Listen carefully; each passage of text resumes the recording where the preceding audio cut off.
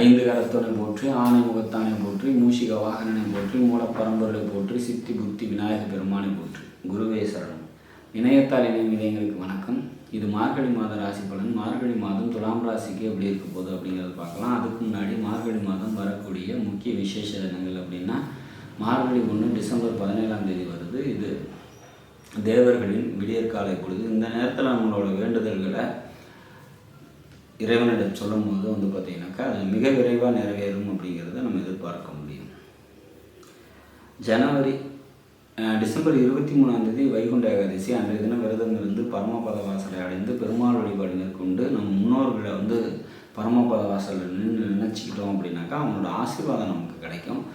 December 27 Arudra தரிசனம். அன்றைய தினம் விரதம் இருந்து சிவன் வழிபாடு மேற்கொள்ளும் போது சகலவித ஐஸ்வர்யங்களும் பெருகும். ஜனவரி 11 ஹனுமன் ஜெயந்தி. அன்றைய தினம் விரதம் இருந்து ஆஞ்சநேயர் வழிபாடு மேற்கொள்ளும் போது சகல தடைகளும் நீங்கி வெற்றிகள் கிடைக்கும். ஜனவரி 14ஆம் தேதி போகி பண்டிகை. அதோட மார்கழி முடிவுக்கு வருது. மார்கழி மாதத்தை பொறுத்த வரைக்கும் துலாம் ராசிக்கு எப்படி இருக்கும்னா, ராசிநாதன் சொந்த வீட்லேயே அவரோட வீட்லேயே இருக்கார். மிக சிறப்பான ஒரு அமைப்பு. பொருளாதாரம் நல்லாயிருக்கும். பெண்களால் நன்மைகள் ஏற்படும். நண்பர்களால் நன்மைகள் ஏற்படும். வசதி வாய்ப்புகள் கூடுறதுக்கான ஒரு வாய்ப்பு உண்டு. பொருளாதாரத்தை பற்றி கவலைப்பட தேவையில்லை. 2ஆம் வீட்டின் அதிபதி 2லேயே ஆட்சியில் இருக்கார். இதுவும் ஒரு சிறப்பான ஒரு அமைப்பு. அப்போ தொழிலை பற்றி கவலைப்பட தேவையில்லை. தொழில் முன்னேற்றம் ஏற்படும். சொந்த தொழில் செய்கிறவங்களுக்கு தொழில் நல்லாயிருக்கும். வேலைக்கு போகிறவங்களுக்கும் வேலை சம்மந்தப்பட்ட உயர்வு ஏற்படும். பொருளாதாரம் நல்லாயிருக்கும். உங்களோட ராசிக்கு 3ஆம் வீட்டில் சூரியன் இருக்கார். அப்போ சூரிய பகவான் பார்த்திங்கனாக்கா இந்த லக்னத்தை பொறுத்த வரைக்கும்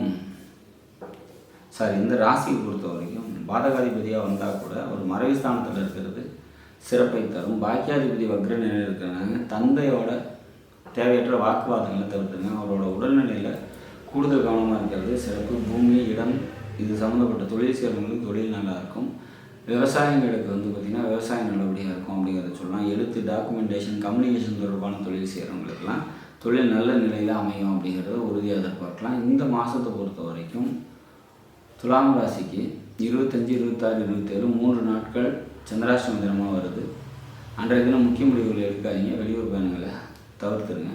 மற்றபடி இந்த மாதம் பல சிறப்பையும் நன்மையும் உங்களுக்கு தரும் அப்படிங்கிறத உறுதியாக சொல்லலாம்.